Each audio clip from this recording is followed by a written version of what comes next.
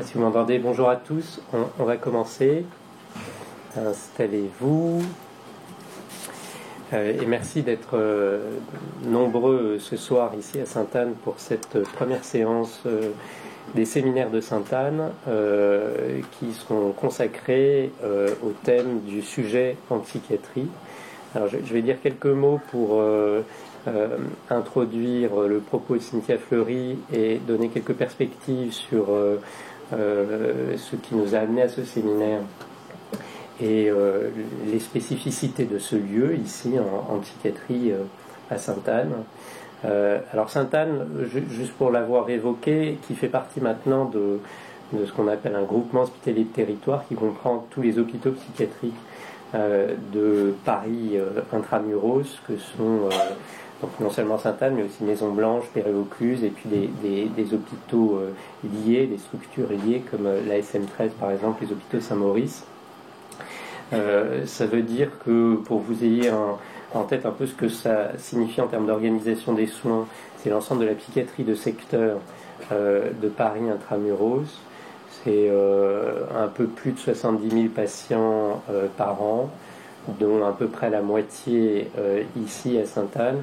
Et puis au-delà de ces missions de secteur, sur l'organisation territoriale de la psychiatrie, c'est aussi des missions de recours pour des patients qui viennent recevoir des soins en psychiatrie ou dans des disciplines liées au cerveau, ici à Sainte-Anne et sur le GHT.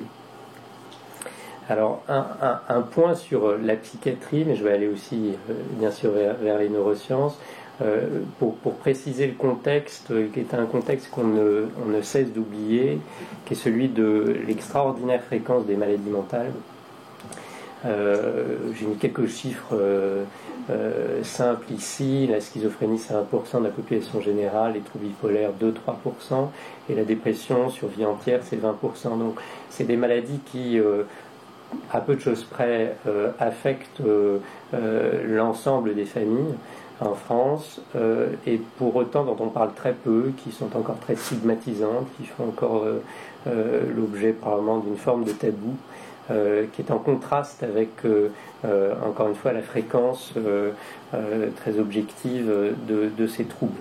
Et là, je parle que des grands troubles. Évidemment, on pourrait décliner cette liste, peut-être pas à l'infini, mais de façon considérable. Et vous le savez peut-être, je pourrais prendre l'exemple de la dépression. L'OMS a établi il y a longtemps déjà, mais malheureusement ces prédictions se confirment en approchant de l'échéance, qu'à compter de 2020, la dépression sera la première cause de handicap dans le monde. Donc non seulement ces maladies sont extrêmement fréquentes, mais elles ont un coût, dans tous les sens du terme, majeur pour nos sociétés. Si on l'évalue sous la forme du handicap, ce qui a toutes sortes de limites, mais qui permet là très rapidement de définir une métrique, on constate que jusqu'à l'âge de 60-70 ans, la première cause de handicap, et de très loin, c'est les maladies mentales, avec une ascension de toutes les autres causes, les maladies cardiovasculaires, les maladies oncologiques, passer le cap des 60 ans. Mais jusqu'à 60 ans, la première cause de handicap, c'est les maladies mentales. Donc des maladies très fréquentes, des maladies qui ont un impact considérable sur les individus. Voilà une des réalités des maladies mentales. Et alors ces maladies mentales, en même temps, c'est quelque chose qui, quand bien même c'est extrêmement fréquent, quand bien même c'est toujours l'objet d'un stigma marqué, parallèlement, sont des maladies qui fascinent. Parce que, on y reviendra probablement tout au long de ce séminaire, elles disent beaucoup des êtres humains que nous sommes. Là, c'est une œuvre d'art brut très classique.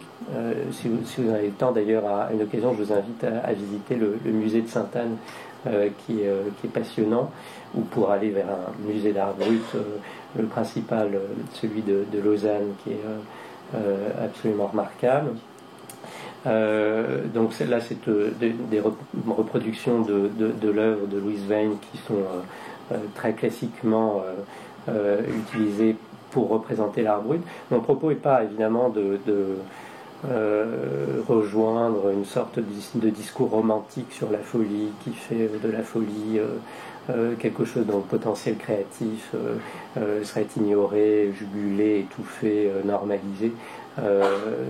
Les maladies mentales sont marquées avant tout par une souffrance, et d'ailleurs les artistes qui souffrent de maladies mentales décrivent volontiers combien dans les moments les plus vifs de leur pathologie, leur créativité est obérée et pas du tout galvanisée. Garouste, par exemple, a écrit récemment des pages très belles sur cette question de la maladie mentale et de la créativité. Donc mon propos n'est pas de dire que les maladies mentales sont synonymes de créativité, mais de fait, c'est quand même de considérer qu'il existe un lien et que il y a quelque chose dans les maladies mentales de proprement humain, peut-être d'ailleurs quelque chose qui est en reflet des qualités psychiques qui font de nous des êtres humains. Et ça, c'est autant l'objet d'un tabou que d'une fascination. Alors ici, on est à l'hôpital Sainte-Anne. L'hôpital Sainte-Anne est un lieu historique de la psychiatrie, emblématique, symbolique. Un doyen d'une faculté de médecine m'avait dit un jour que c'était le lieu où les psychiatres retournaient se reproduire comme les saumons le font, la fin de l'histoire étant donc pour y mourir aussi. Toujours est-il que ça n'est pas rien, effectivement, d'avoir fait le choix aujourd'hui d'ouvrir un séminaire ici dans ce lieu, l'hôpital Sainte-Anne. Et alors, l'idée de ce séminaire est venue au gré essentiellement de la démarche de Cynthia Fleury. Cynthia Fleury, que je vais présenter très rapidement avant de lui donner la parole pour qu'elle explique la trajectoire de la chaire de philosophie à l'hôpital. Je pense que vous l'avez lu, parfois entendu. Elle est professeure associée à l'école des mines et à l'American University of Paris.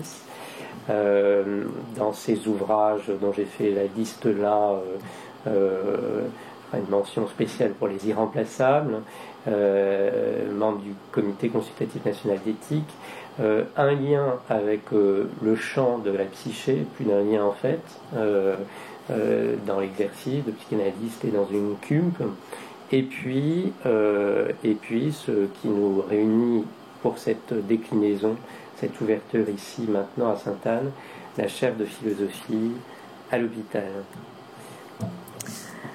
Merci, merci Raphaël. Moi, je vais dire un mot assez rapide, et puis Raphaël reprendra la parole plus spécifiquement sur ce lien, sur ce qu'il y a en bas en fait, psychiatrie et neurosciences, qui sera une spécificité aussi de cette chaire.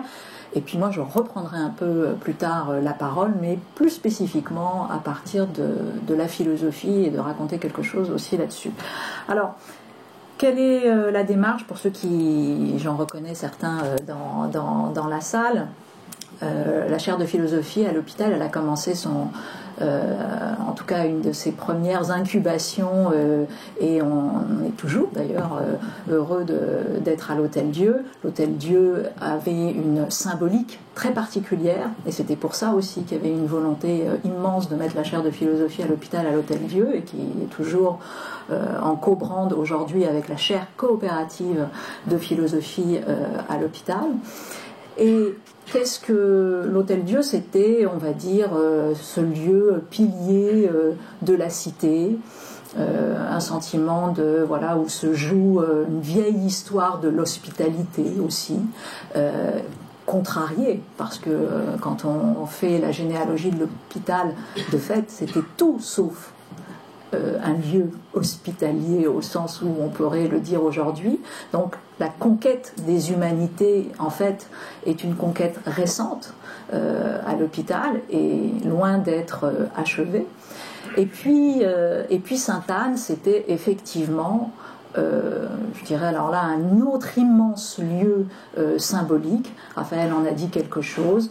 Plus spécifiquement, c'est vrai, autour des questions bien évidemment psychiatriques, avec des héritages qui sont constituels et constituants de Sainte-Anne. Et puis aussi, si vous voyez la différence, c'est que pas tout à fait le même nombre de patients, pas tout à fait le même type de proximité aussi avec les patients. Aujourd'hui, l'Hôtel-Dieu, c'est plutôt un hôpital de jour. Ici, c'est encore une autre histoire. Et c'est vrai que c'était très très important pour la chaire de philosophie à l'hôpital d'avoir véritablement cet ancrage sur un territoire qui non seulement est celui de Sainte-Anne, mais demain Maison Blanche, et puis les différents hôpitaux du GHT. Donc nous continuons cette histoire qui est celle de, comme on dit en bon français, de Creative Commons, c'est-à-dire qu'en somme, on essaye véritablement d'avoir une chaire au cœur des territoires du soin, et pas simplement comme on peut avoir une chaire à l'université qui est essentiellement théorique. Et donc, vous connaissez les trois grands enjeux de la chaire. Ce sont des enjeux d'enseignement et de recherche et de diffusion, bien évidemment, du savoir, mais avec le top-down et le bottom-up, c'est-à-dire que, en somme, bien sûr, se mettra, je pense, en place ici aussi un conseil scientifique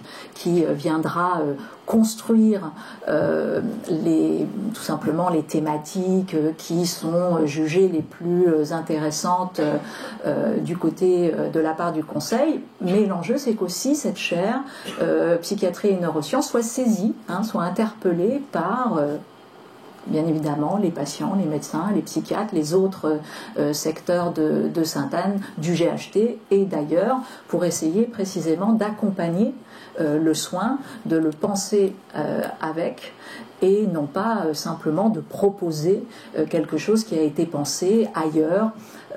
Donc ça, c'est aussi une des spécificités de la chaire, d'être véritablement aussi un outil au service, encore une fois, des acteurs du soin. Voilà.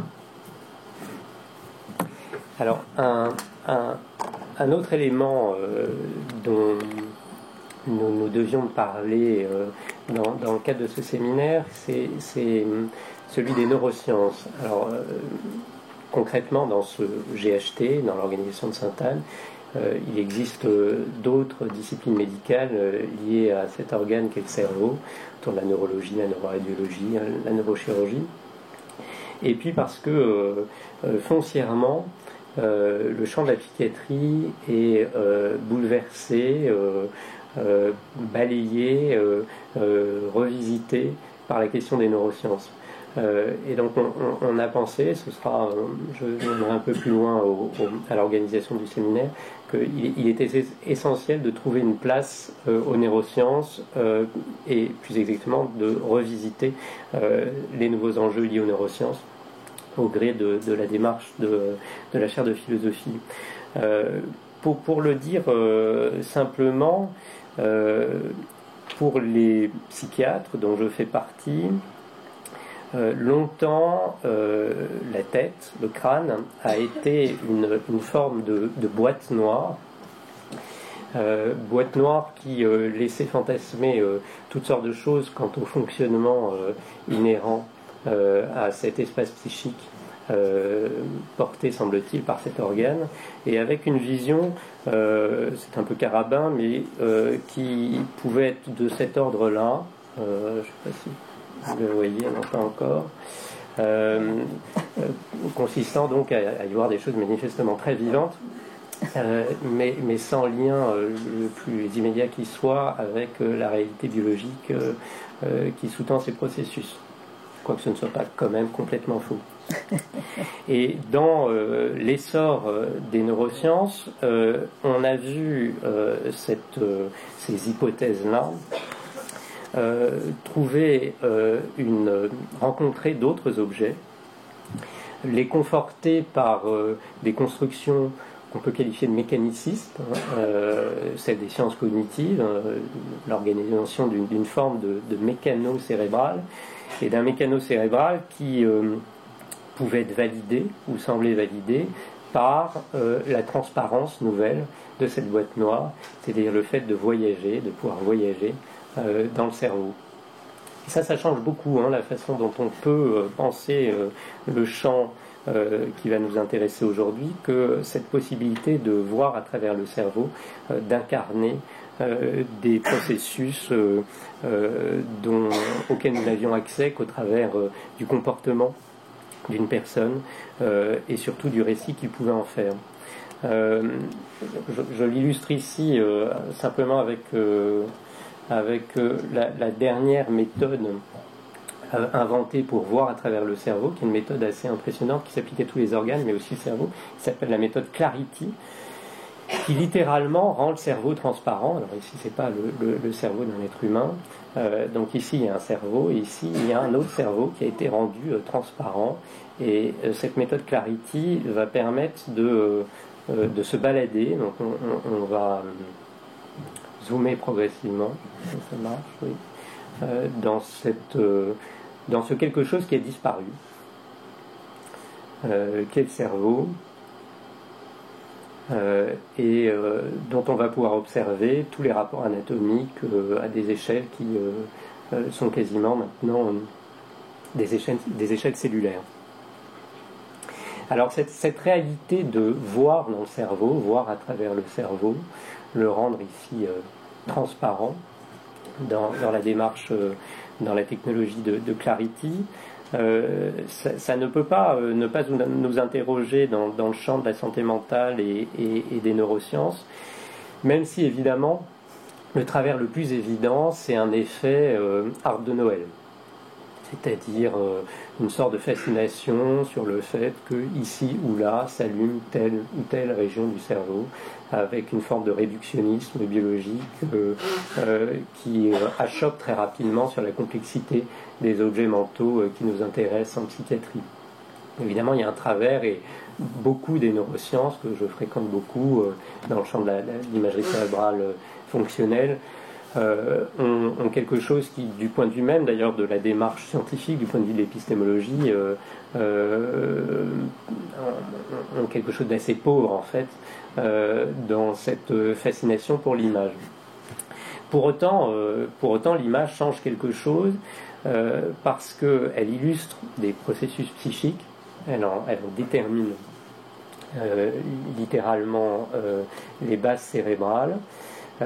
Et d'ailleurs avec la possibilité que nous connaissions bien en psychiatrie, qui est le changement du tout au tout, ou presque, d'un individu selon l'état pathologique qu'il traverse. Je prends l'exemple de la bipolarité, souvent représentée comme quelque chose qui serait de l'ordre du Janus à deux têtes. Un même individu peut, selon qu'il est dans un état dépressif ou un état maniaque, qui est une sorte de décalque inversé de la dépression, présenter des symptômes qui sont tous inversés les uns par rapport aux autres. Et pourtant c'est le même individu.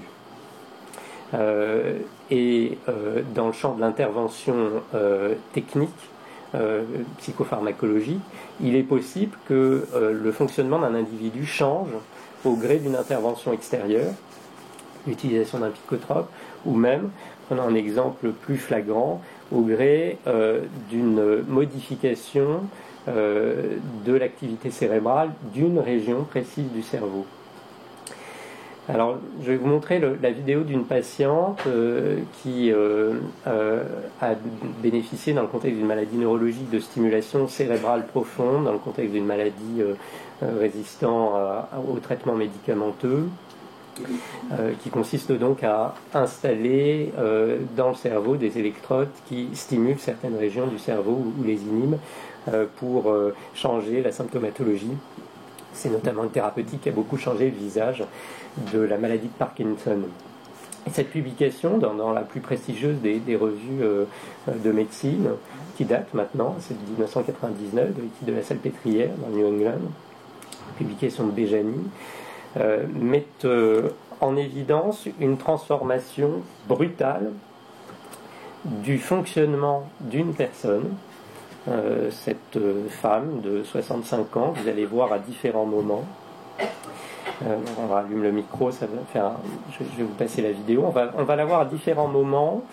Ce qu'il se passe en fait, c'est que sur cette électrode, il existe plusieurs plots de stimulation et que l'un de ces plots va provoquer des symptômes émotionnels qui ont l'apparence étrange d'un épisode dépressif, en tout cas d'une symptomatologie dépressive qui est très marquée, qui est de nature mélancolique à ce moment-là.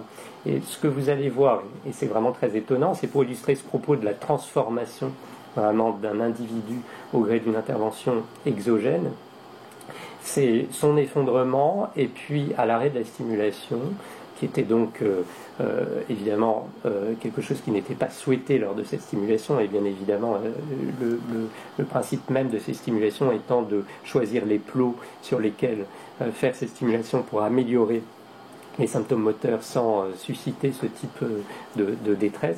Vous allez voir comment les choses peuvent changer de tout au tout d'un moment à l'autre. Enfin, si ça marche.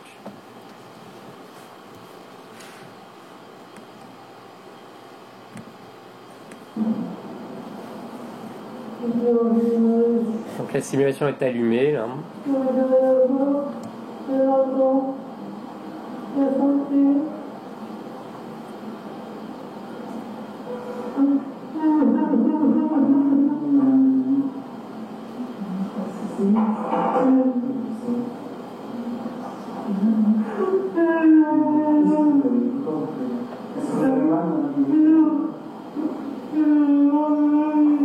J'en ai marre de la vie.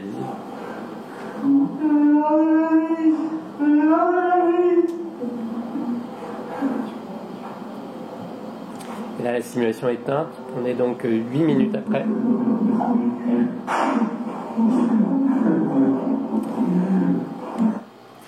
Donc 8 minutes après, après s'être effondré dans un moment manifestement extrêmement douloureux, qui est marqué par manifestement le désespoir, elle est elle-même, et cette réaction est très étonnante, elle-même tout étonnée de ce qui s'est passé. Elle en rit à ce moment-là, en manifestement ne pouvant rendre compte de ce qu'elle a traversé autrement que par le récit qu'elle en fait, qui est d'avoir été effectivement complètement désespérée l'espace de quelques minutes. Alors nous aurions pu, sur la base de ce type de bouleversement des neurosciences, essayer de traiter dans ce séminaire la question de la causalité psychique versus causalité biologique.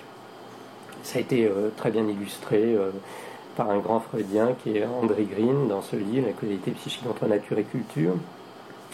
Mais d'une part, Green l'a fait avec les qualités qu'on lui connaît, et puis d'autre part, c'est quelque chose qui nous paraît très vite conduire à au mieux un discours œcuménique et plus généralement quelque chose qui n'est pas de l'ordre de la rencontre entre les tenants de la causalité biologique et les tenants de la causalité psychique. J'ajoute d'ailleurs comme scientifique que, à vrai dire, c'est probablement pas la bonne démarche comme scientifique, la question de la causalité n'étant pas une question scientifique. La question de la causalité, du point de vue de la logique formelle, est une recherche par définition inextinguible, qui par récurrence conduit toujours à d'autres causes, et au sommet de toutes ces causes, à la Spinoza, à Dieu cet asile de l'ignorance. Donc la démarche de causalité n'est pas une démarche scientifique, et c'est pas celle que nous voulions visiter. Nous aurions pu aussi la visiter avec un pas de côté, suivant le mot bien connu de Lacan, la seule causalité que connaît la psychanalyse, c'est celle du cause toujours.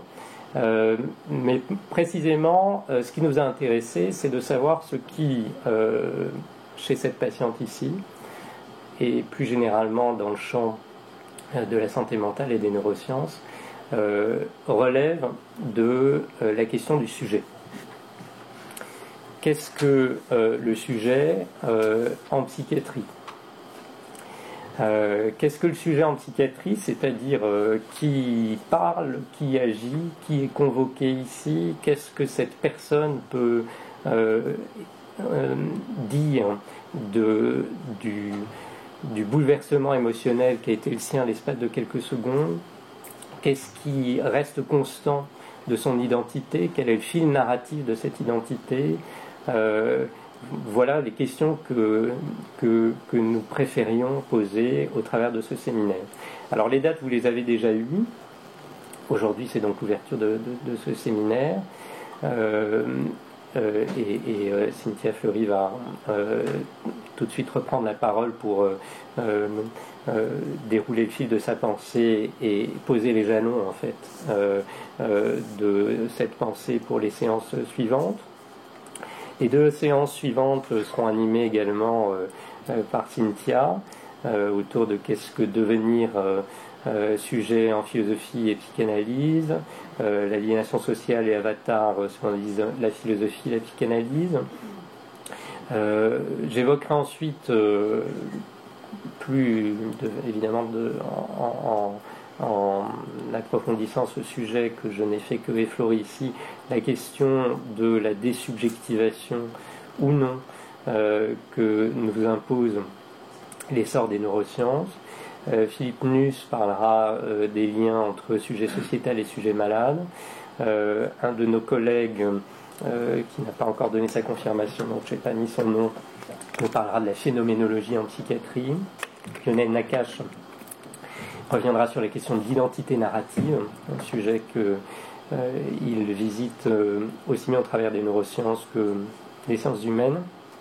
Et puis, nous finirons autour de la question de ce qu'est contenir en psychiatrie, ce qui, on le verra, revêt beaucoup de dimensions, à la fois quant à la conception qu'on a du fonctionnement psychique et concrètement quant à la pratique des soins. Donc ce séminaire, il aura lieu le mardi, une fois par mois, de 18h à 20h, dans cette salle. Le principe étant que le propos soit développé pendant 1 heure, 1 heure et demie, et puis suivi d'échanges avec la salle. Comme vous l'avez vu, ces séances sont filmées et seront accessibles, Cynthia va vous redire ça, sur le site de la chaire de philosophie. Pour ce qui est des questions et des réponses, nous avons fait le choix de ne pas filmer les personnes posant des questions pour que la liberté d'intervenir, puis pour d'autres considérations dont on pourra discuter, soit les plus garanties possibles.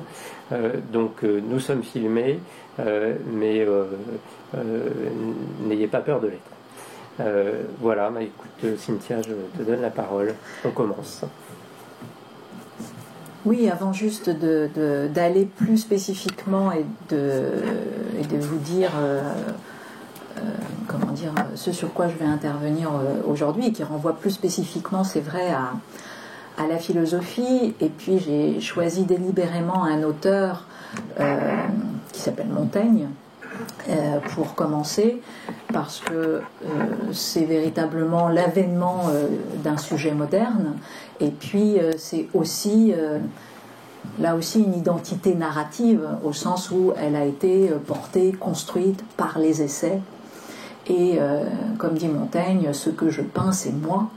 Et donc j'ai voulu véritablement voir comment l'introspection écrite raconte, comment dire, un sujet, et en même temps comment ce sujet vient toucher, dit-il, vient dire quelque chose de l'humaine condition. Et c'est assez intéressant parce que bien évidemment la philosophie, à la différence des neurosciences, de la stimulation et de toutes ces différentes choses, ça travaille avec la question du sens, qui est pas, voilà, la question de la signification, la question il n'y a pas d'illusion comment dire de liberté, c'est-à-dire que certains considèrent effectivement que la liberté existe, d'autres considèrent chez les philosophes que la liberté n'existe pas, mais qu'en dernière instance cette liberté est une idée régulatrice avec laquelle on travaille.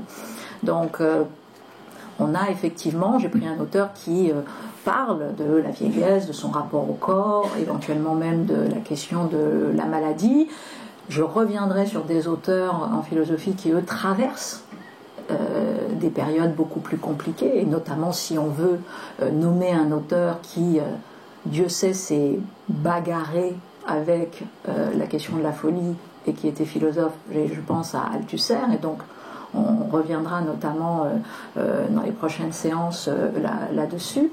Mais pour l'instant, j'ai au contraire choisi un terrain qui apparaît assez neutre par rapport à ces questions et qui pourtant nous enseigne, je pense, des questions tout à fait intéressantes en termes de construction du sujet. Parce que l'enjeu, si vous voulez, avec Montaigne, c'est de voir comment un auteur, alors qu'il a une conscience très forte de l'instabilité du monde, puisque c'est dit et redit dans les essais, et également de ce qu'il appelle l'inconstance et l'inconsistance de l'homme. Donc on est avec un auteur qui est totalement conscient de ce mouvant, du fait que la stabilité est totalement une illusion, et en même temps qu'une éthique, qu'une philosophie, qu'un certain type de théorie de l'action, aujourd'hui on dirait de l'agency, le fait d'être agent, reste possible. Et même est un des grands enjeux de la subjectivité. Donc l'enjeu de la subjectivité, c'est pas du tout de construire un sujet stable, si on veut le dire un peu rapidement, c'est pas ça. Ça n'intéresse pas du tout Montaigne. L'enjeu d'un sujet, c'est d'aller au contraire attraper l'instabilité du monde et sa propre inconsistance. C'est-à-dire d'avoir à la fois d'être en conscience de cela et en même temps de savoir travailler avec cette inconsistance. Donc c'est ça que je trouvais assez intéressant pour commencer et ouvrir la séance. Et puis, encore une fois, de vous lister quelques grands caractéristiques de ce sujet qui, chez Montaigne, est construit par la question de l'humanisme. C'est-à-dire que le sujet, c'est ce qui arrive très très loin après toute une considération, toute une philosophie humaniste qui va, affronter un certain type de questions. Donc le sujet n'est pas avant, il est la sculpture finale de cette confrontation avec le monde, avec les autres. Par exemple, la relation intersubjective, ce qui est une vérité essentielle, bien sûr, dans la vie et dans la philosophie. Vous savez, c'est vraiment le grand cheminement socratique, puisque une des vérités de l'autonomie dans la philosophie grecque, c'est l'hétéronomie, c'est-à-dire que je construis mon sujet, bien évidemment, par le viatique de l'autre. C'est vraiment la base de la maïotique socratique. C'est la même chose chez Montaigne. Non seulement il est construit par la pensée des autres, c'est ce que racontent les essais, par l'écriture, mais il est également construit par une amitié singulière, et vous vous souvenez de ces pages magnifiques dédiées bien sûr à la Boétie, parce que c'était lui, parce que c'était moi, et donc par cette qualité relationnelle, ce colloque singulier, véritablement, c'est-à-dire il se joue là quelque chose qui fait advenir mon humanité et qui fait advenir mon sujet. Donc voilà, donc je voulais reprendre avec vous quelques points importants sur les grands enjeux qui constituent, encore une fois, un sujet chez Montaigne. Alors on va comme ça très rapidement passer au crible les essais, et donc l'ouverture, si vous vous souvenez, c'est les premiers mots qui sont posés dans les essais. C'est ici un livre de bonne foi, dit Montaigne, et il va effectivement d'emblée dire c'est moi que je peins, je suis moi-même la matière de mon livre, et je me destine, je me peins sans parure, de façon extraordinairement simple.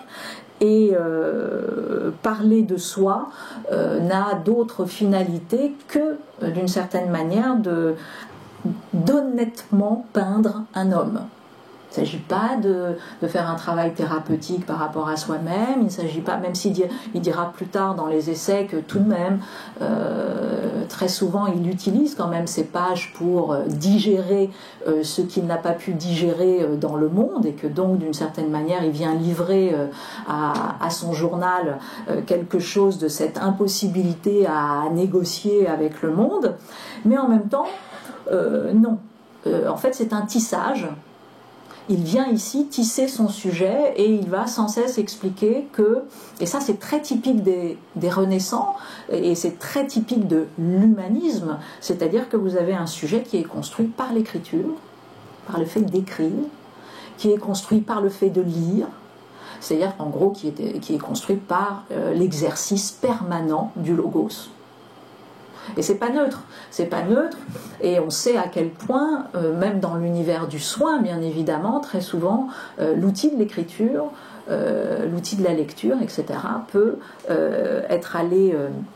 être cherché pour spécifiquement dire quelque chose du sujet. C'était très intéressant tout à l'heure quand Raphaël nous a montré les chats, au sens où je pense que bien évidemment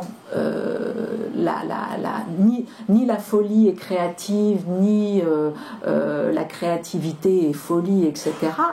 Il n'empêche que je pense que lorsque vous êtes dans un territoire, et d'ailleurs même lorsque vous êtes dans un territoire accru d'une subjectivité, soit en douleur, soit même en non-douleur, je pense qu'il se joue là une manière de dire qui invente sa manière de dire, et notamment sans volonté ni de créer, etc. C'est-à-dire que la finalité n'est pas artistique, mais la finalité c'est de dire à un moment donné ce qu'il est en train de se passer comme une phénoménologie du sujet, et qui va se raconter au travers effectivement de l'art brut, alors que c'est pas ça qui est visé, c'est pas la question artistique qui est visée, mais c'est quelque chose qu'il faut que ça se dise, et qu'il faut que ça se pense, et donc à ce moment-là ça se déploie d'une certaine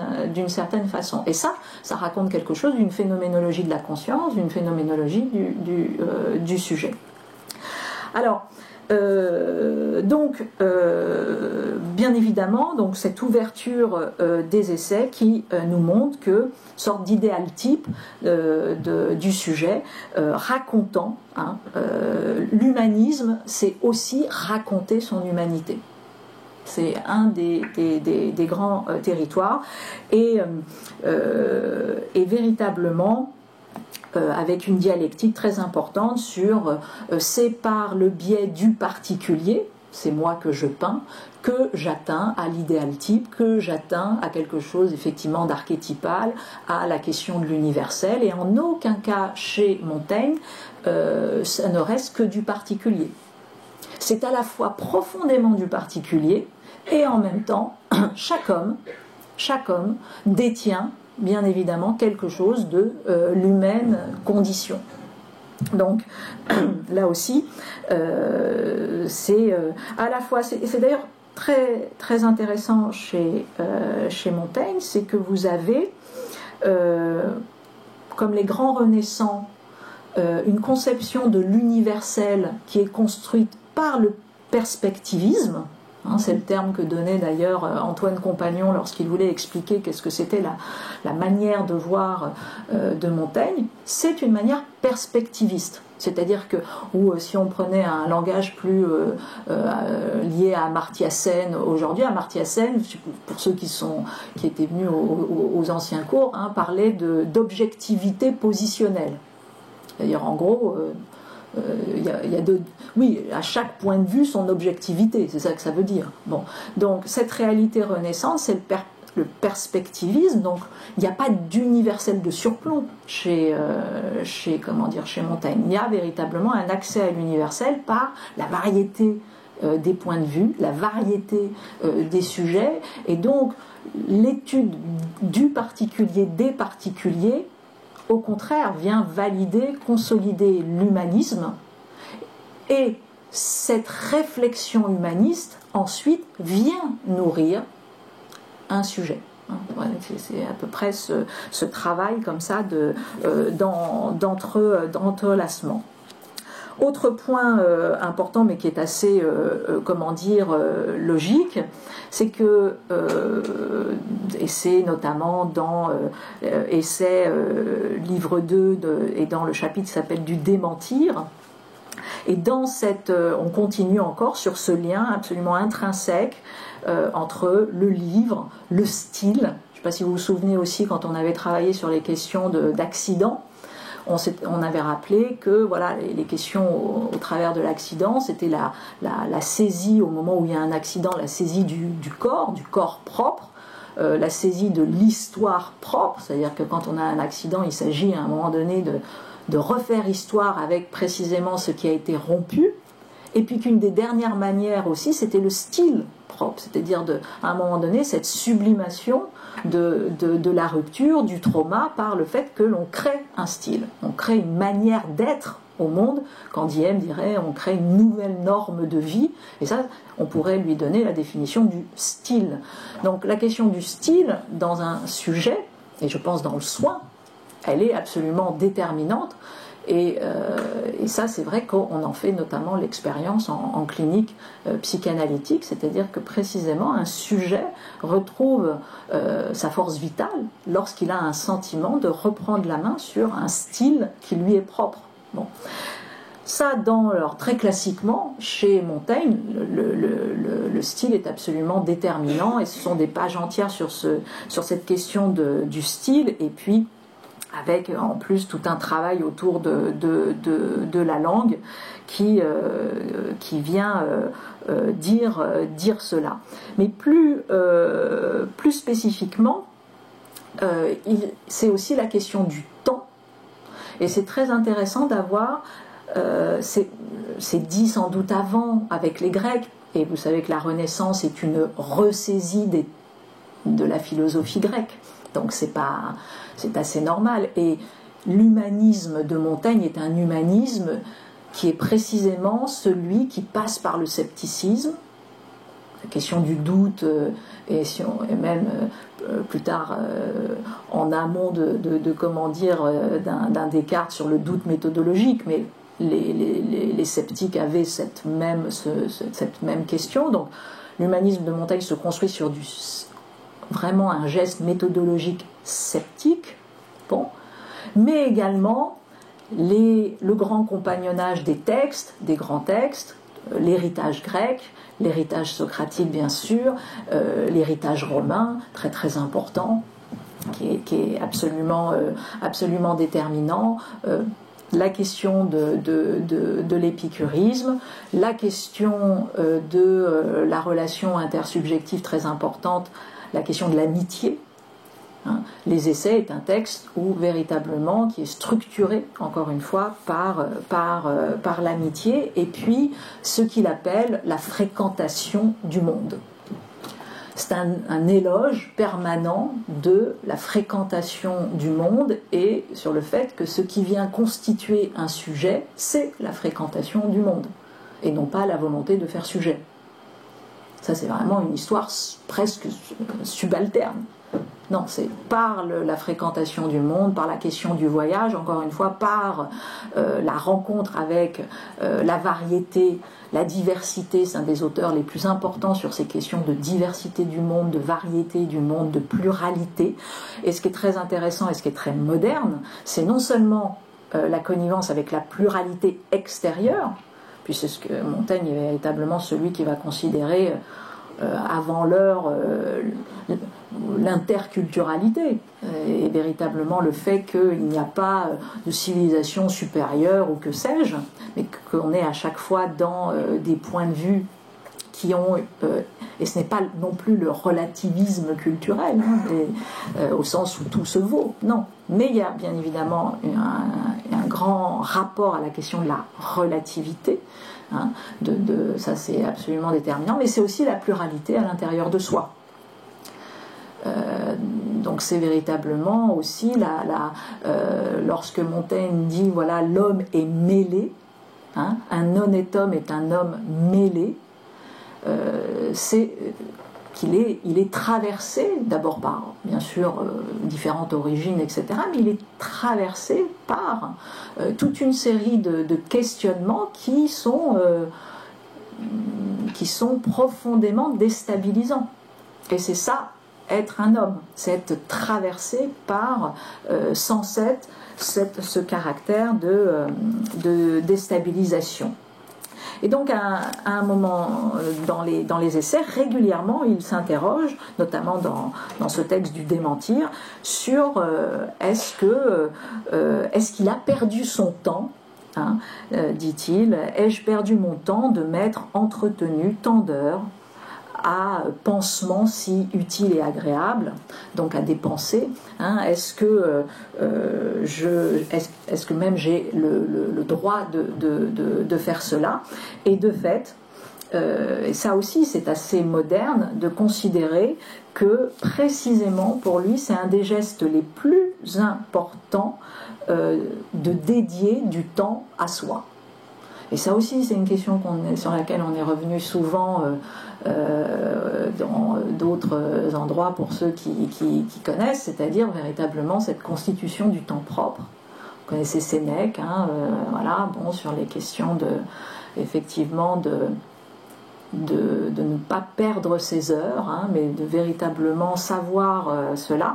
Et là aussi, c'est tout à fait important chez Montaigne, comme un souci de soi permanent, et ce souci, je suis tout à moi, hein, il le dit souvent, je suis tout à moi, et alors ça paraît légèrement égocratique, mais non, en fait, c'est le fait que le premier devoir de l'homme, c'est précisément quand même d'aller vers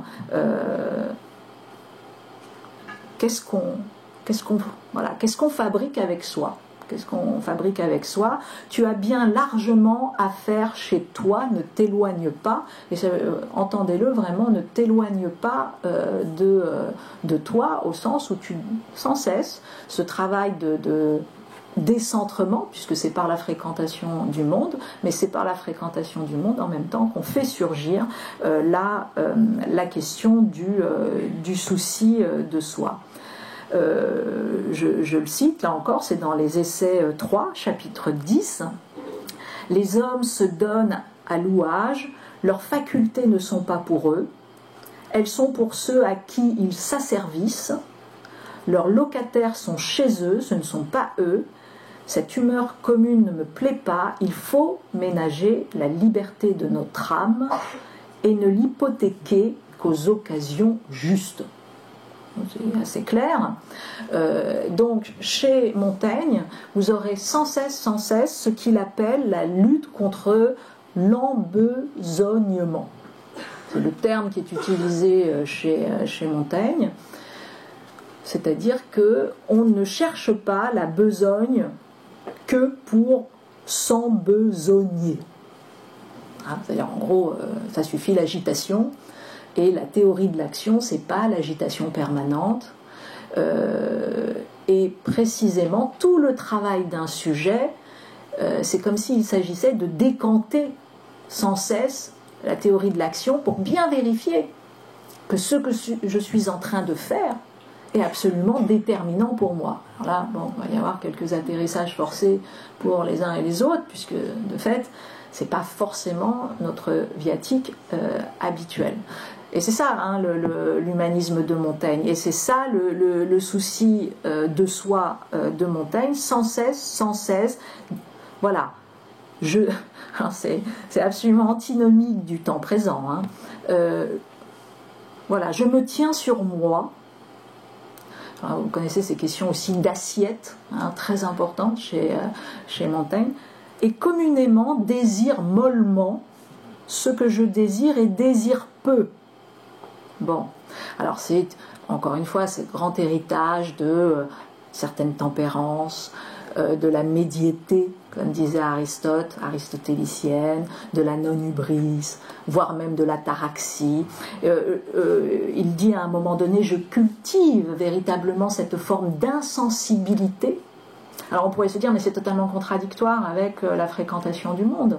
Mais non, c'est-à-dire, c'est là aussi, c'est quelqu'un qui est en accueil total de ce qui surgit et en même temps qui est insensible à toute une série d'états d'âme qui viendraient,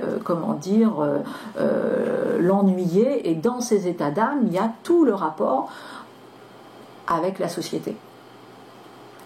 Ce que nous, on appellerait l'aliénation sociale, etc. Donc, c'est à la fois Montaigne, vous le savez, c'était un magistrat, donc en plus, à un moment donné, un homme politique. Donc, il a porté la question du souci des affaires publiques. Il a fait cela. Et en même temps, sans cesse, une très grande dissociation entre, d'un côté, ce qu'est les affaires publiques, les affaires de la cité, où ça, il était plutôt assez conscient de une certaine forme de responsabilité, et en même temps, très, très, très, très loin, et un refus total de l'embesognement mondain, c'est-à-dire des affaires mondaines. D'affaires mondaines et de ce que nous, ou ce que moi j'ai pu appeler le nom des pairs, P-A-I-R-S, c'est-à-dire véritablement le fait d'être, il a des pages entières sur les courtisans et sur le fait que ces courtisans sont véritablement une plaie, non seulement pour la société, mais pour le sujet. C'est-à-dire qu'ils empêchent un accès au sujet qui est assez conséquent. Donc, le sens, pour se résumer un peu rapidement, le sens de l'inconsistance humaine, ce tout bouge, c'est très héraclitéen d'une certaine manière chez Montaigne, le sens de la pluralité, le sens du perspectivisme, donc de la pluralité à l'extérieur de soi et à l'intérieur de soi, et puis des grands enjeux, où là je vais y revenir très rapidement parce que j'ai souvent développé ces questions, mais qui en même temps sont absolument déterminantes chez Montaigne. C'est cet humanisme qui est construit, et cette philosophie qui est construite par ce qu'on appelle l'apprentissage de la mort. Donc la question de la finitude, comment elle structure les essais, et comment elle structure un sujet, une écriture et une liberté. Et bien évidemment, alors c'est notamment un passage qui est important, qui est dans les essais 1, chapitre 20, et qui va expliquer, avec cet itinéraire qui va être assez changeant, vous le savez, entre la première partie des essais et la troisième partie des essais, où on a un Montaigne qui a vieilli et qui va voir la question de la mort assez différemment, et qui va avoir une approche, alors qu'il a eu une approche plutôt sceptique dans un premier temps, stoïcienne, et bien avec l'âge, son approche se fait plus épicurienne. Bon, donc ça c'est, comme avait dit Montaigne, tout bouge. Il est l'incarnation aussi de ce territoire plastique et mouvant. Mais quand même, des choses qui sont importantes. Le premier temps, c'est qu'effectivement, qui a appris à mourir a désappris à servir, et que, bien évidemment, dans un premier temps, ce qu'il appelle la préméditation de la mort est une préméditation de la liberté, au sens où apprendre à mourir, le savoir mourir, nous affranchit de toute suggestion et contrainte. Et donc, en somme, l'enjeu, c'est tout simplement, comme les stoïciens l'ont enseigné, voilà, l'homme vulgaire, dit-il, ne s'intéresse pas à cette question, fait comme si la mort n'existait pas. Donc ça, c'est, on va dire, le remède du vulgaire, ni point pensé. Bon. Et puis il y a au contraire l'honnête homme qui lui affronte la question, essaye de se l'approprier, essaye de créer une sorte de familiarité, et en même temps, bien évidemment, il ne s'agit pas de créer une rumination pour une rumination de cette question, mais il s'agit de comprendre en somme que la mort, qui est une cessation de tous les maux, d'une certaine manière, ne peut pas être un mal, puisque c'est ce qui vient de fait clore les douleurs de ce monde. Donc ça c'est tout son premier temps, et puis en revanche dans un deuxième temps ça va être au contraire une vision de la mort qui nous permet en fait de récupérer de l'assiette, sous-entendu par l'anticipation de cette mort, de comprendre en fait que la question de la présence au monde ici et maintenant est une question clé. Et Dieu sait si très souvent ce phénomène d'ancrage, d'immanence et de rapport au présent se fait très souvent dans la maladie, quand le pronostic vital est précisément enclenché, quand il y a quelque chose qui est en lien avec ça. Et donc vous avez toute la grande dissertation du vivre à propos. Je ne développe pas, mais voilà. Donc quand je danse, je danse, quand je dors, dit-il. Et avec le fait que le grand savoir humain, c'est quasiment nietzschéen, quoi, est un savoir cyclique, est un savoir qui comprend qu'il y a des saisons, qu'il n'y a pas de linéarité de l'histoire. Donc c'est véritablement moderne. Alors c'est à la fois très ancien, parce que cette question du cycle est totalement stoïcienne, très très antique, et en même temps c'est moderne parce que ça ne s'illusionne pas sur ce qui fait progrès. Et ça c'est très intéressant chez Montaigne, c'est que ce n'est pas un auteur qui est dans cette illusion que nécessairement l'histoire du monde va vers la perfectibilité de l'homme, va vers ce qui sera ce grand rêve entre guillemets des Lumières de totale convergence entre la science, la connaissance, la morale et le vivre ensemble.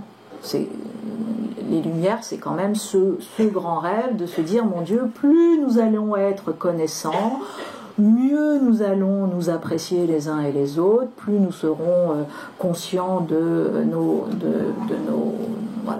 atours et de nos séductions, etc.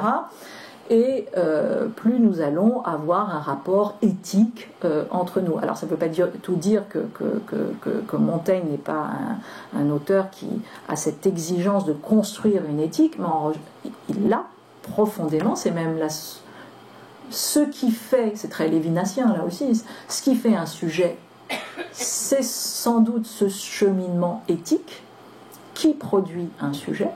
C'est ça qu'on essaye de dire depuis tout à l'heure avec le fait que ce n'est pas le sujet qui produit un humanisme, mais l'humanisme qui produit un sujet. Donc on est très clairement là-dedans, mais avec sans cesse le fait que la chose peut se retourner, le progrès peut être un non-progrès, les critères éthiques du progrès sont sans cesse à réinvestir, continuellement. Alors tout à l'heure j'ai parlé de cet éloge de la fréquentation du monde, et là aussi c'est dans le paragraphe le chapitre qui porte ce nom-là, éloge de la fréquentation du monde.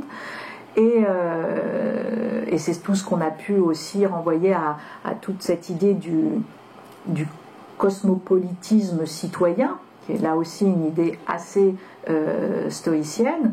On demandait à Socrate d'où il était, il ne répondit pas d'Athènes, mais du monde. Lui qui avait son imagination plus pleine et plus étendue, embrassait l'univers comme sa ville, jetait ses connaissances, sa société et ses affections à tout le genre humain, non pas comme nous qui ne regardons que sous nous. Donc, là encore, il va venir construire une éducation.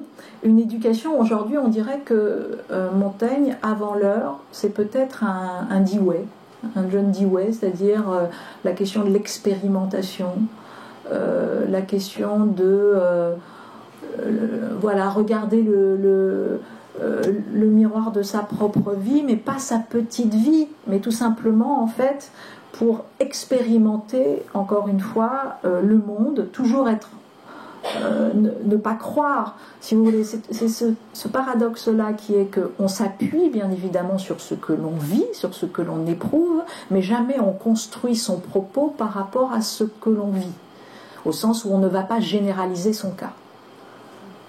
On ne généralise pas son cas, alors que c'est vrai, classiquement, une des voies de ce qu'on croit être l'universel, c'est la généralisation de son cas. Non. Donc, à la fois, il y a une profonde,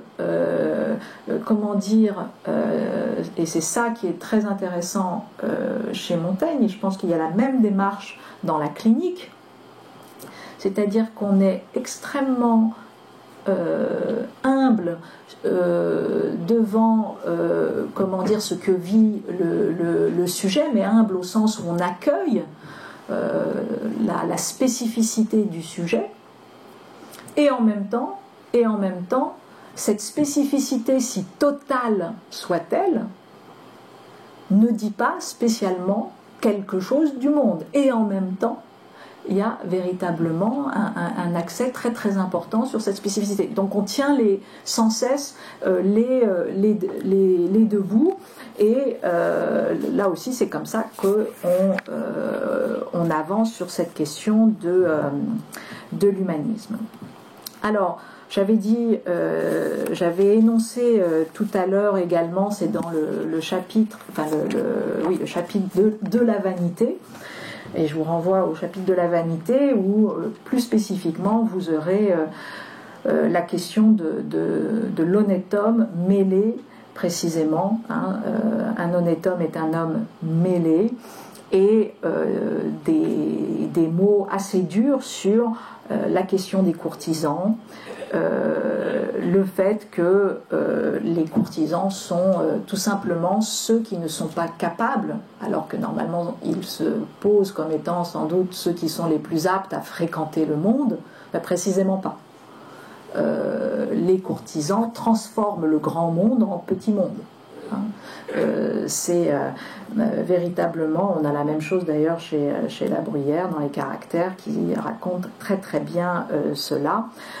Ils ne tiennent qu'aux hommes de leur sorte, nous regardant comme gens de l'autre monde avec dédain ou pitié, ôtez-leur les entretiens des mystères de la cour, ils sont hors de leur gibier, aussi neufs pour nous et malhabiles comme nous sommes à eux. On dit bien vrai qu'un honnête homme, c'est un homme mêlé. Alors, autre point qui est important pour cette construction de l'humanisme, qui est un humanisme chez Montaigne absolument ni béat, ni optimiste, et profondément généreux. Et je pense que c'est d'ailleurs une des clés de l'humanisme renaissant, c'est de considérer que la critique, au sens même kantien, même si de fait elle ne peut pas être kantienne chez Montaigne, mais la critique au sens où on s'interroge sans cesse sur les conditions de possibilité de quelque chose et la possibilité de déconstruire quelque chose, la conscience de l'instabilité du monde, la conscience de son inconsistance, une conscience douloureuse. Malgré cela, et je l'ai souvent dit, la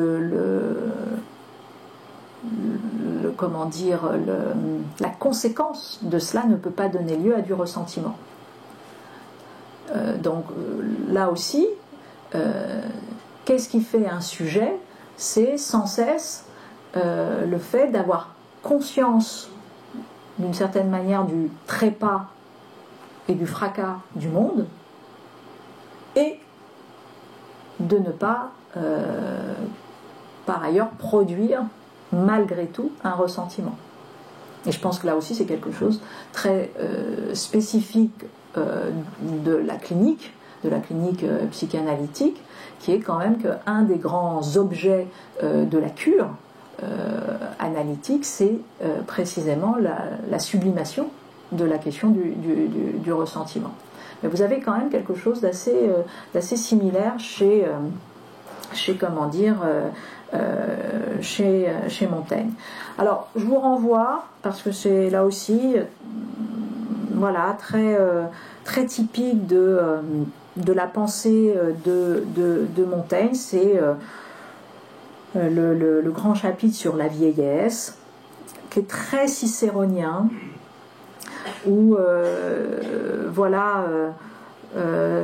ce que je serai dorénavant, ce ne sera plus qu'un demi-être, ce ne sera plus moi. Donc on ne peut pas vraiment dire qu'il est dans une idée de lui-même immense, il est tout à fait conscient de quelque chose, d'une déprise, voilà, et qui fait que à la fois ce ne sera plus lui, mais qu'en même temps prendre conscience de ce fait-là, c'est aussi un des cheminements de la subjectivité.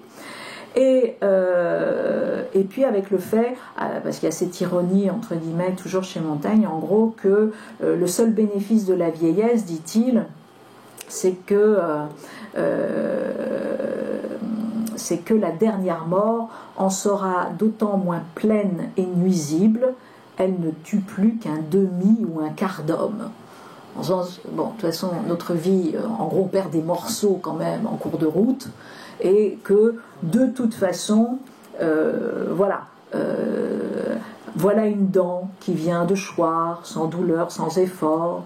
C'était le terme naturel de sa durée. Donc on a un peu comme ça l'impression que voilà, il y a eu quantité de parties de mon être, dit-il, sont déjà mortes, demi-mortes, etc., et que donc se perdre en morceaux avant de se perdre définitivement.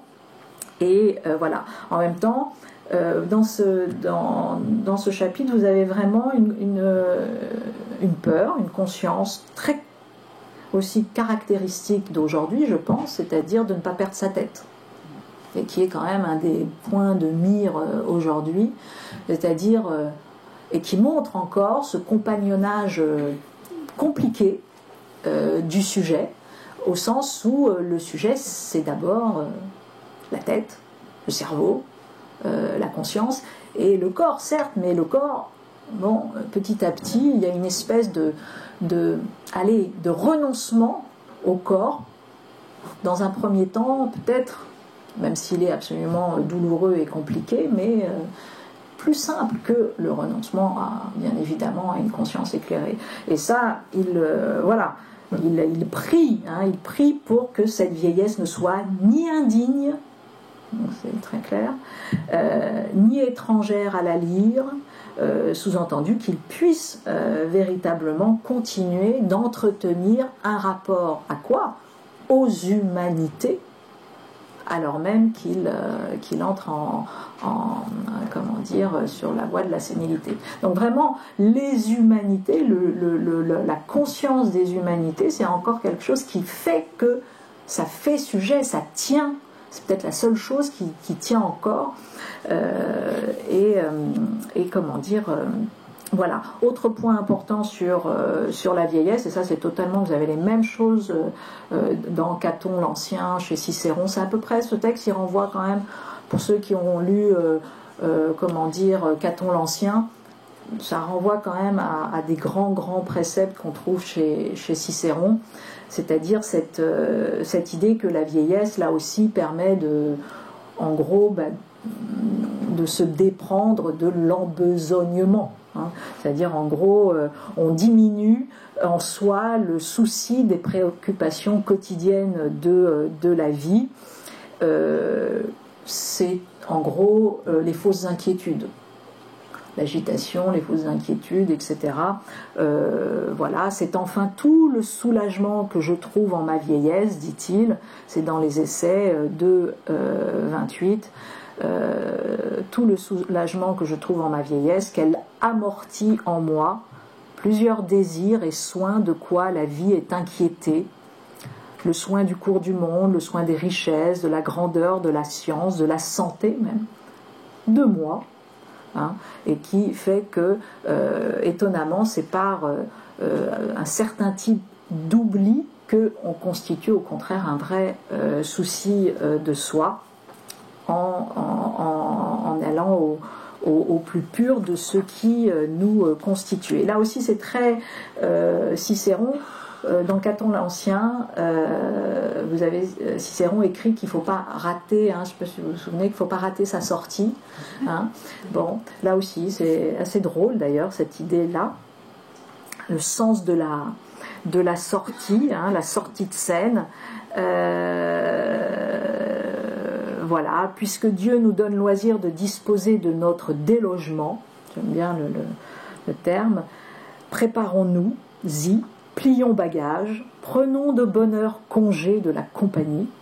Bon, c'est-à-dire en gros, voilà, pas d'obstination déraisonnable, si on voulait traduire ça dans un langage plus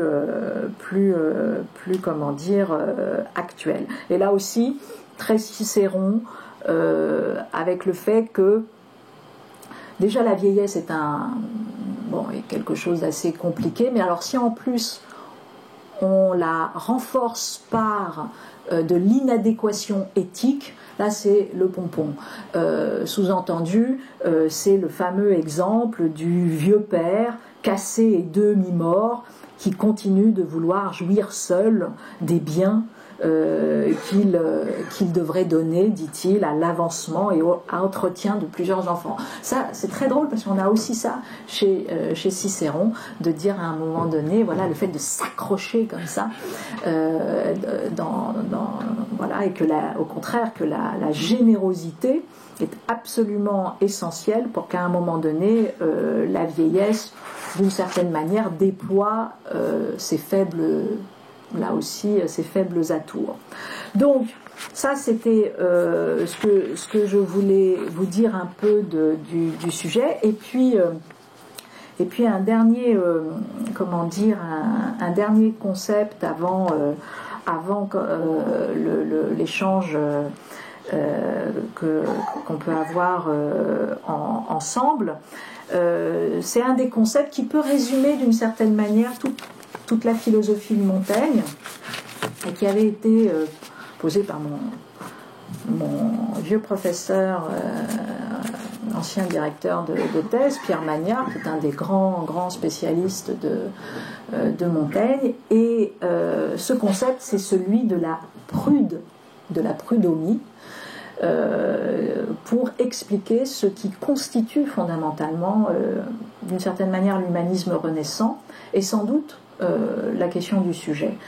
Et qu'est-ce que la prud'homie naturelle, en l'occurrence, en plus, et pas scolastique chez Montaigne? Il y a vraiment une volonté de revenir à cette nature première de l'homme. C'est ce que Aristote a appelé la phronésis. La phronésis en latin avait été appelée la prudentia. Voilà. Mais chez Aristote, la phronésis, c'est la sagesse pratique, et la sagesse pratique, c'est la jurisprudence, c'est-à-dire, encore une fois, être prudent avec ce que je crois appeler le juste.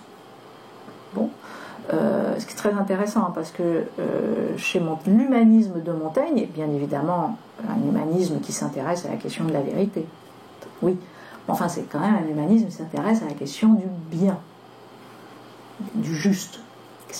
Voilà. Bon, donc c'est cette équité,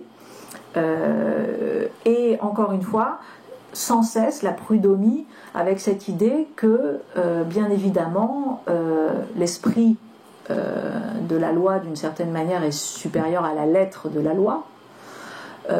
L'éthique est supérieure à la déontologie, si on veut le lire autrement. Que, bien évidemment, il y a le respect des lois. Il y a, c'est très aristotélicien dans ce sens-là, le respect du général.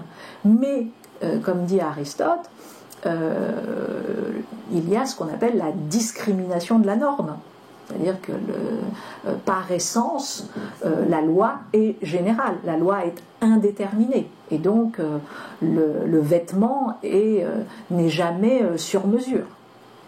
C'est ainsi. Et que donc tout le travail jurisprudentiel, c'est de venir travailler à l'ajustement d'une solution juste qui renvoie tout de même, encore une fois, à la question du particulier. Et donc, pour vous dire que l'humanisme de Montaigne n'est pas un humanisme théorique, au sens de uniquement, de conviction, construit sur les concepts. Oui, mais ce qui est important pour lui, c'est un humanisme jurisprudentiel. C'est véritablement le fait qu'à un moment donné, la question du sujet, du petit sujet, du sujet dans son corps qui est devant moi, à l'âge qu'il a, avec le corps qu'il a, à cet instant T, doit être entendu pour précisément être véritablement dans l'humain. Et donc c'est pas, on n'a pas cette idée d'un humanisme qui serait uniquement philosophique, littéraire, etc., mais qui est un humanisme à propos. On peut reprendre son expression à propos. Et je pense là aussi que c'est quelque chose qui est une des clés, bien évidemment, du soin. Et je l'ai souvent dit, je pense qu'une des grandes différences sur le territoire des sciences humaines et sociales qui s'intéressent bien évidemment à la question de la connaissance, qui est absolument un geste essentiel, la connaissance pour comprendre et pour soigner, de fait, il n'empêche que le territoire d'un humanisme plus clinique, plus dans ce colloque singulier, c'est d'affronter la question du capacitaire, c'est d'affronter la question pas simplement d'un savoir, mais d'un savoir qui rend possible quelque chose. Ce qui n'est pas tout à fait, encore une fois, la même question. Et c'est ça la prud'homie. Hein. C'est que, de fait, encore une fois, il ne s'agit pas de dire ce qu'est le sujet. Il s'agit de comprendre comment ce sujet va aller au monde, va construire le monde, va déployer son être dans le monde. Et c'est ça ce qui est visé en dernière instance. Donc voilà. Et donc voilà un petit peu les éléments sur lesquels je voulais revenir assez vite pour voir comment, dans une époque clé, vous avez eu un sujet qui est à la fois profondément moderne, je pense, dans ses aspirations d'individuation, très clairement, et en même temps qui n'est pas du tout moderne au sens actuel, parce qu'il résiste vaillamment à la question de la performance, à la question de l'agitation, de l'hyperactivité, etc., etc. Donc on n'est pas dans cette idée d'une modernité de la société telle qu'on peut la connaître, qui est une société d'accélération maximale. Je dirais même que un des grands enjeux pour le sujet, c'est quand même d'avoir une espèce de machine interne de décélération, quasiment incorporée, pour précisément, à un moment donné, toujours se rappeler, ne t'éloigne pas de toi, que ce rythme propre, il est défini par toi, et il n'est pas défini par, encore une fois, l'aliénation sociale. Et c'est ça qui fait un sujet. la question du désir, la question du rythme propre, la question de la création d'un rythme propre, d'un style propre, etc. Et tout en étant absolument conscient en même temps aussi. On n'est pas du tout dans une illusion de toute puissance, on n'est pas du tout dans ça, on est au contraire dans une illusion que l'homme se bagarre toute sa vie contre sa propre inconsistance. Voilà. Donc là, c'est le moment précisément. On s'est laissé donc à chaque fois une demi-heure d'échanges, sachant que ces échanges sont à la fois bien sûr des questions, mais pas que. Ça peut être des témoignages. Et la seule chose aussi que je voulais dire, c'est que nous avons placé un canevas qui est celui-ci et qui, d'une certaine manière, est les séances. Celles-ci auront bien lieu et sont là, mais que par ailleurs c'est une année 1, et dans cette année 1 il va y avoir les premières interactions avec l'extérieur, et l'extérieur va aussi peut-être nous saisir, et que c'est pas impossible que nous rajoutions ici ou là quelques séances ou quelques autres modules qui pourraient venir au fil du temps. Voilà, je vous remercie.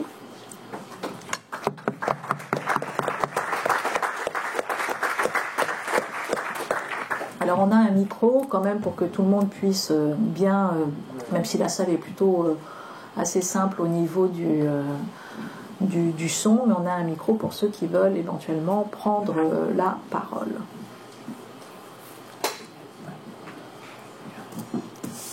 Bonsoir, professeur. En fait, j'aurais voulu donner des photocopies d'un cours de philosophie. Ça, c'est un cours de philosophie. C'est le cours de philosophie de Laurence Hanson Love, qui est la mère de la jeune cinéaste.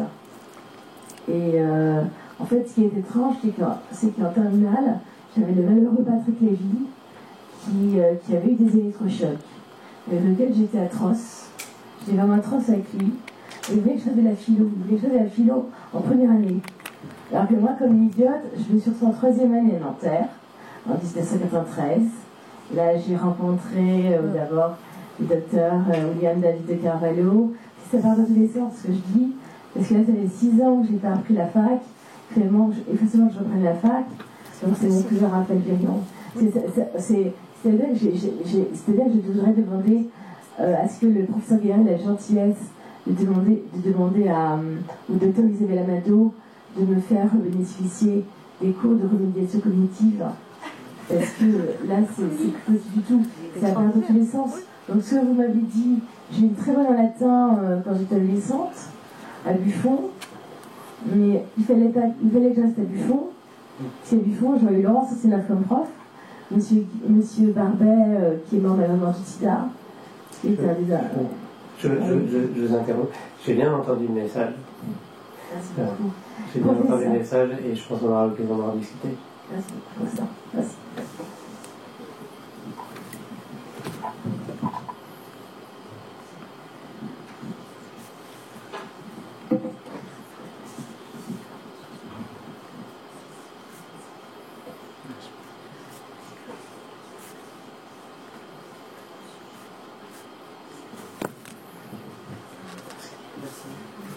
Pas de question. Parfait. Une question? Non, vous êtes particulièrement discipliné ce soir. En fait, je pense que c'est la présence du professeur Gaillard qui vous impressionne. Voilà. Qu'est-ce que tu veux? C'est comme ça. Moi, d'habitude, il y a des questions. Bah oui. Mais là, non. Là, de fait, ils se disent, oh là là, mon Dieu. Bon, j'espère qu'au moins ça vous a intéressé sur toute la partie plus, cognitiviste, enfin cognitive plutôt. Oui. Moi, je voulais juste faire une remarque. C'est quand j'ai évoqué le choix du sujet, je trouve que ça correspond tout à fait à ce que tu as aujourd'hui introduit au travers de Montaigne. Dans le corpus de la psychiatrie, c'est un sujet qui soit n'est pas un sujet, dans une démarche scientifique, on parle d'objet et finalement pas de sujet. La question du sujet est peu pertinente. Et dans le champ d'approche plus psychodynamique, il y a évidemment beaucoup à dire, et probablement on les traversera. C'est pas tant présent que ça, la question du sujet chez Freud. Ça l'est énormément, mais de façon très différente chez Lacan. Ça l'est encore chez d'autres penseurs de la psychanalyse, au travers de l'idée qui reste à définir d'individuation. Mais je trouve que c'est important ici qu'on puisse sortir de notre corpus le plus habituel, celui de la psychiatrie, celui des neurosciences, celui de la psychanalyse aussi, pour aller jusqu'à la philosophie. Donc je trouve que c'est très bien d'avoir initié, posé les jalons par Montaigne. Oui, c'est-à-dire qu'en fait, c'est un des objectifs effectivement aussi de ce séminaire, c'est d'avoir ce focus qui est porté aussi par ce lieu et les différents professeurs et psychiatres qui sont ici, sur et vraiment psychiatrie et neurosciences, mais en même temps, c'est vrai que tout l'enjeu, c'est le transdisciplinaire, le fait d'ouvrir, le fait de venir confronter d'autres corpus, et de voir comment ça résonne et ça s'articule différemment. J'ai vu une main levée. Oui, bonsoir.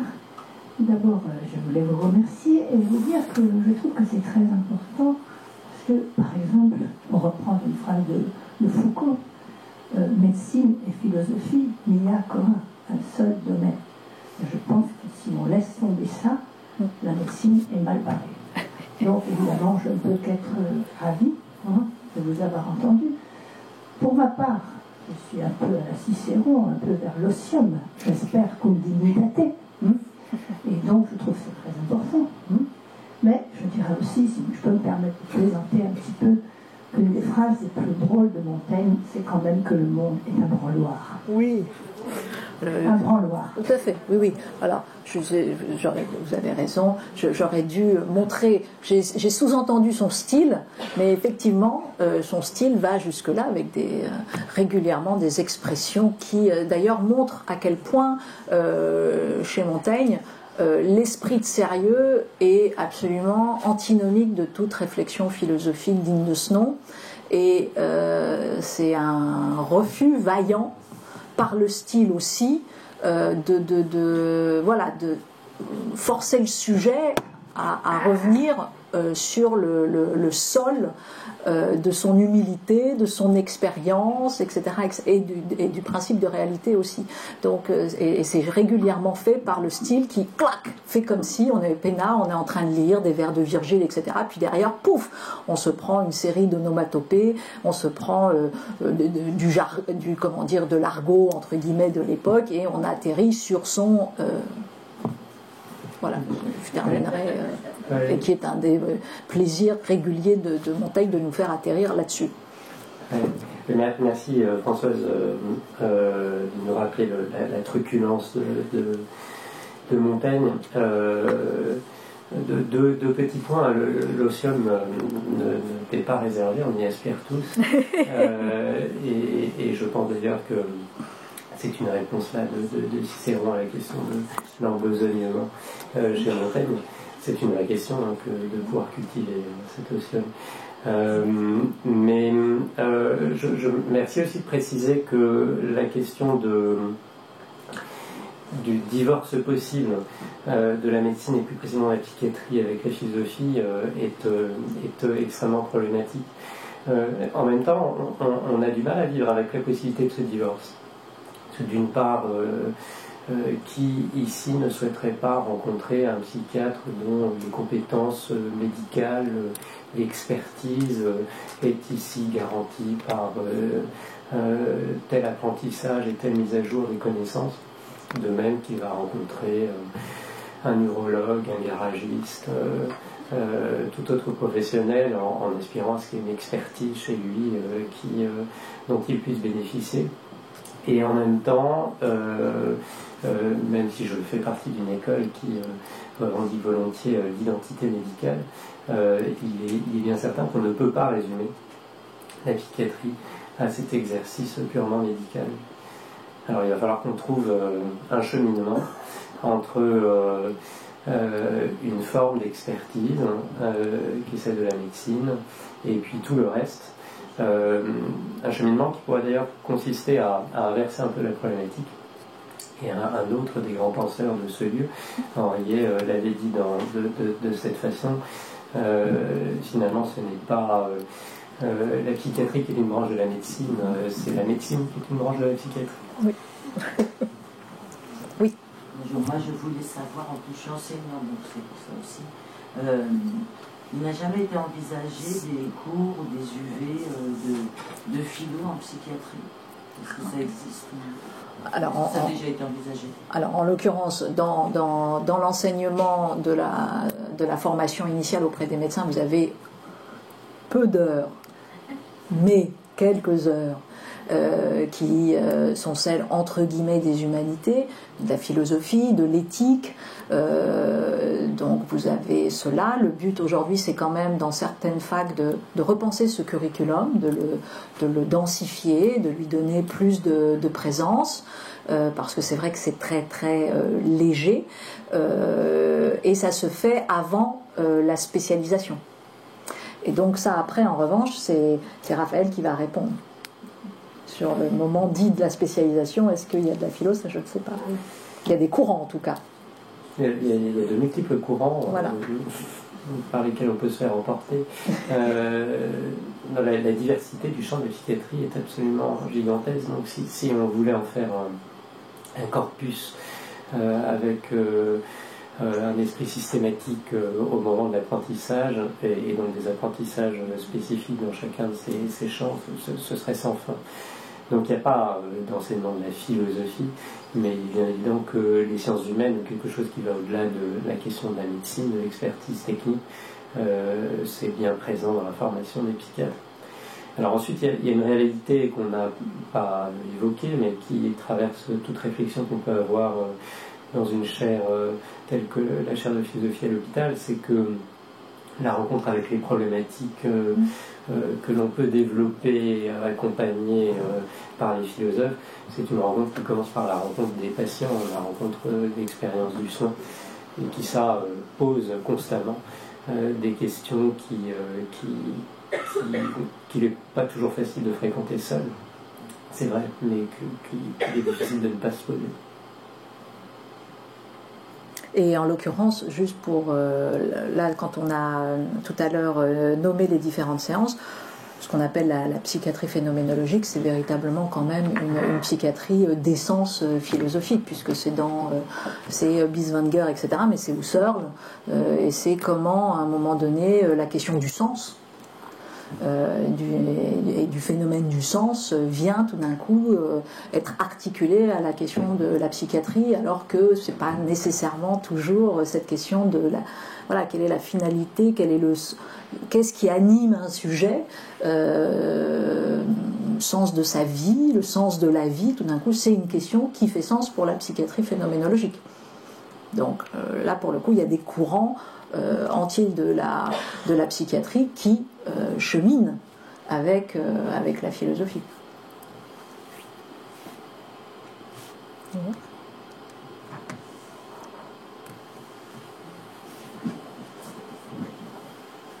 Oui, après on va... Non, c'est bon, allez-y, puis ça suivra derrière. Je voulais interroger un peu tous les deux. Au démarrage de ces séminaires, comment faire avec l'idée des sujets elles-mêmes.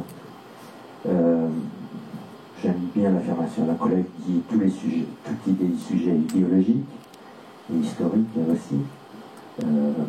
Quand vous parlez du sujet de Montaigne, c'est absolument pas le sujet d'aujourd'hui. Donc de quoi on va parler alors? De quel sujet? Et même quand on a cette ambition qu'on va découvrir le sujet par l'imagerie, c'est une espèce de sujet de la nature. C'est mis du sujet de culture, histoire, etc. Donc de quel sujet parlez-vous? Transhistorique, etc. Et de même M. Caillard.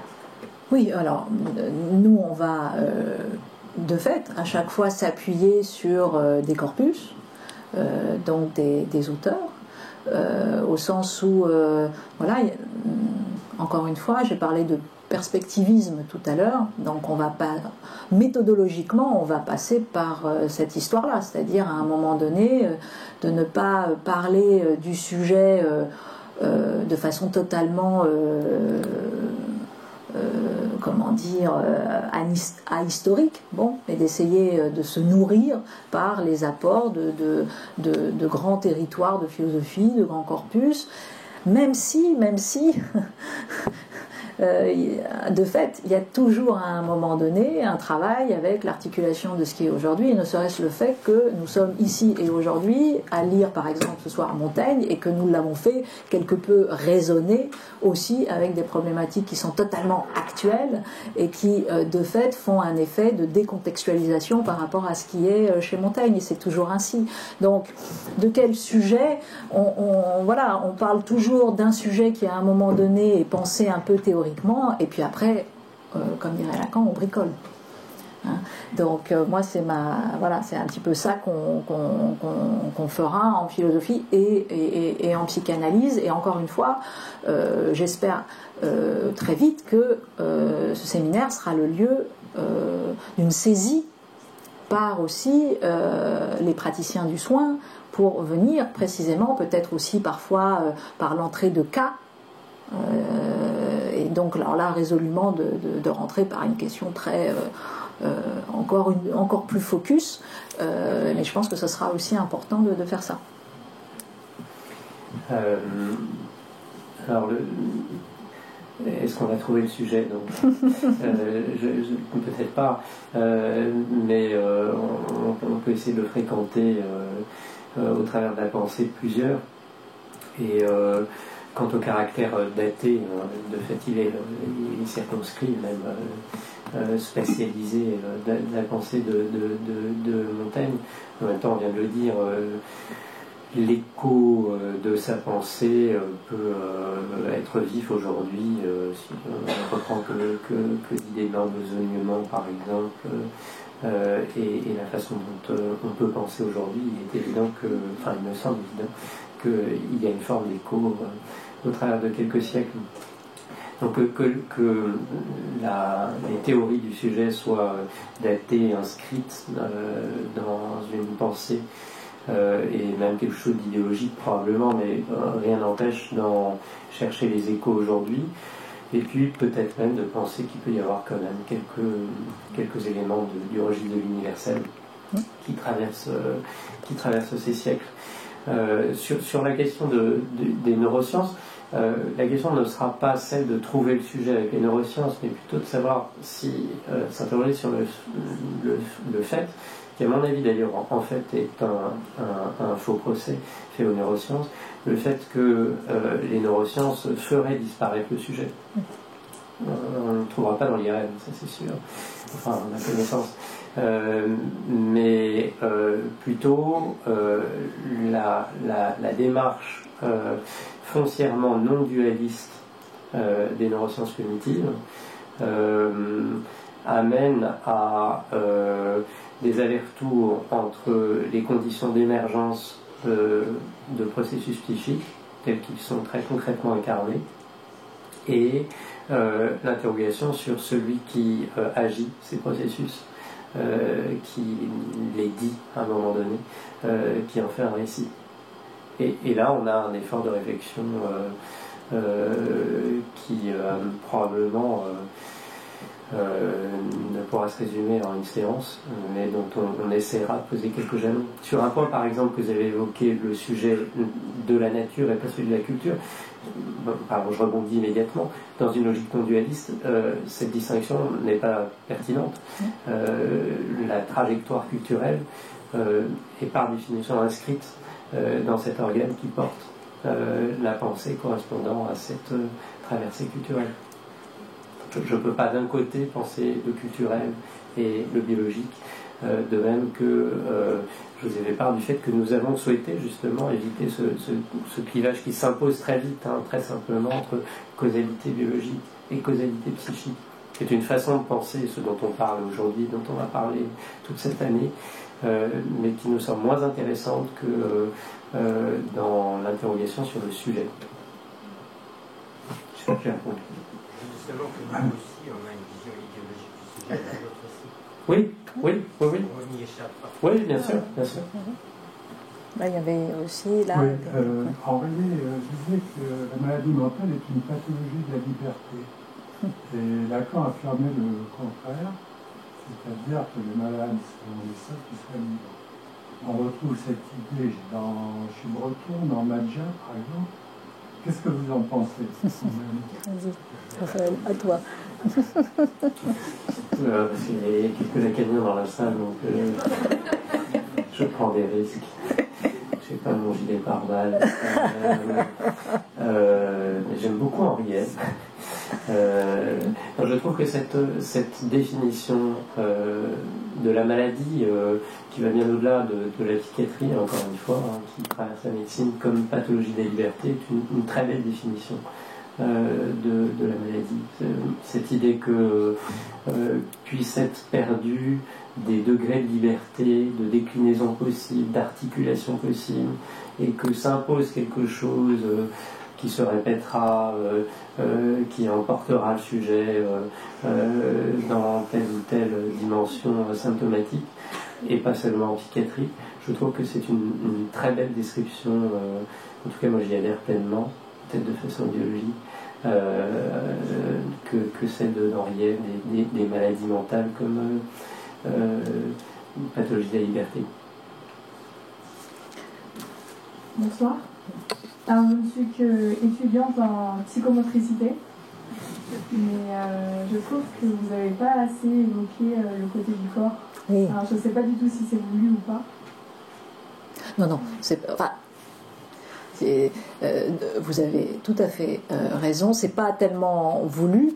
C'est que voilà, c'est des questions aussi de temps et puis mais on me le reproche souvent, donc à un moment donné et surtout alors pour le coup c'est vraiment, alors c'est un procès bien évidemment à me faire à moi et surtout pas à Montaigne, parce que alors le corps est résolument présent chez Montaigne, et donc pour la peine j'en dirai un peu quelque chose la fois prochaine, quoi. Donc c'était voilà, c'est uniquement un biais personnel. Et pas du tout et puis c'était quand même aussi une question de temps, mais c'est vrai, de fait il y a eu un choix, j'ai fait un choix qui mettait devant un certain type de principe et moins celui du corps, même si je l'ai un tout petit peu évoqué quand même sur la question de la mort, de la vieillesse, mais pas toujours spécifiquement. Monsieur.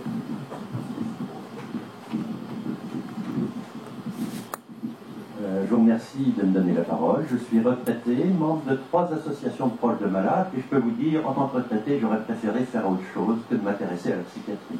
Je suis obligé de passer la moitié de mon temps pour savoir ce qu'on devrait deviner en tant que proche de malade, pour trouver une astuce pour que le malade accepte de se faire soigner. Parce que ces malades sont sûrs de ne pas être malades. Et malheureusement, quand on signe une hospitalisation sans consentement, ça ne se passe pas comme c'est prévu. C'est écrit dans l'hôpital Sainte-Anne que c'est la seule bonne méthode. Je peux vous dire, c'est une expérience qu'il ne faut pas signer. On ne demande pas l'avis des proches de malades dans les associations. Moi, je viens de l'écrire à messieurs les députés parce que j'ai déjà proposé à madame la ministre des soins quand même un peu mieux adaptés. J'ai une collègue qui a été licenciée du travail parce qu'elle avait des troubles psychiques, je ne le savais pas. Mais je ne suis pas fier de moi. Je n'ai pas trouvé les informations nécessaires. J'avais prévenu le médecin du travail.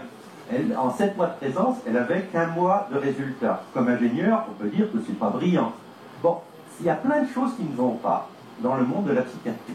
Donc on a tort de faire des discussions philosophiques comme dans les soirées mondaines du XVIIIe siècle. C'est très joli, mais je pense qu'il faudrait se préoccuper un petit peu de ce qui se passe dans les associations, demander l'avis des proches de malades, faire des enquêtes dignes de ce nom. Moi, je travaille avec les Anglais, les Américains, ils aiment bien les résultats pratiques.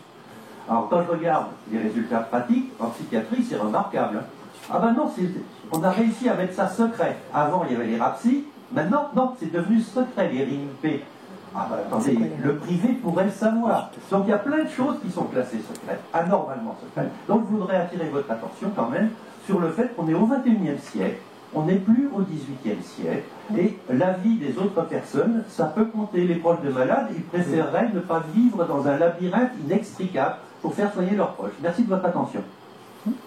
Merci, monsieur. Alors, on est même monté plus loin encore dans le passé qu'au XVIIIe siècle. Donc, votre remarque, évidemment, elle souligne les décalages possibles. Elle n'appelle pas d'ailleurs de réponse, je crois. Hein.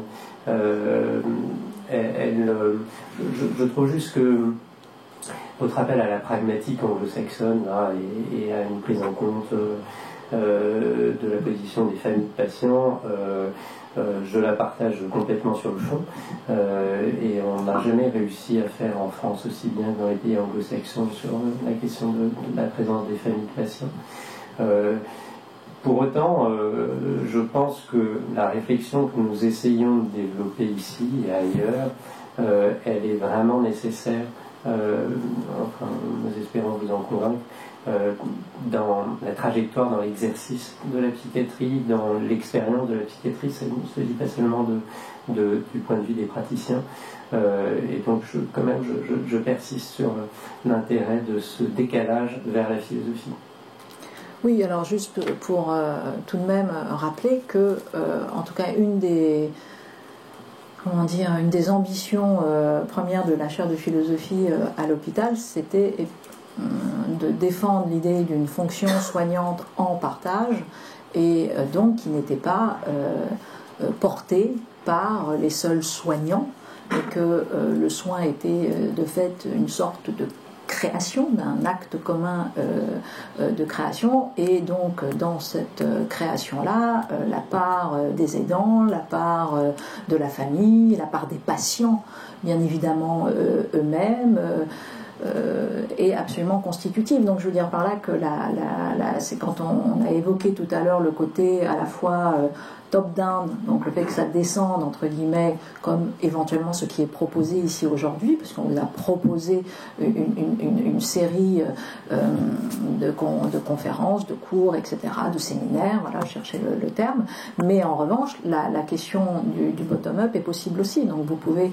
il y a un site, il y a des adresses, il y a une possibilité de rentrer en contact avec la chaire de philosophie et d'amener un certain type de sujet, de voir comment ils peuvent exister. C'est aussi ça la chaire, c'est-à-dire c'est une voie réciproque.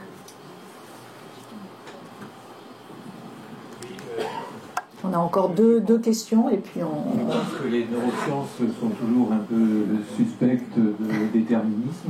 Oui. Et le fait que ici un séminaire soit fait en essayant d'allier les neurosciences et la philosophie est certainement la bonne méthode pour trouver quel est le sujet qui va se dessiner ensemble, hein, pour que ce sujet puisse être appréhendé par une méthode holistique, et où on ne séparera pas le cure du care, et qu'on fera du sujet un homme total et qui continue à travers un corps à penser.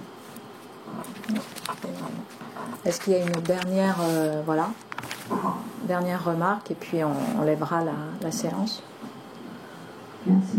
Juste pour, il y a un très beau livre qui s'appelle La folie, un bienfait pour l'humanité, de Serge Triboulet, et qui, justement pour donner à l'une des dernières remarques, qui dit que c'est en redonnant sa capacité de sujet en malade psychique qu'on peut lui permettre de traverser la souffrance, et ça fait résonance avec le travail de Viktor Frankl sur la recherche de sens dans la souffrance.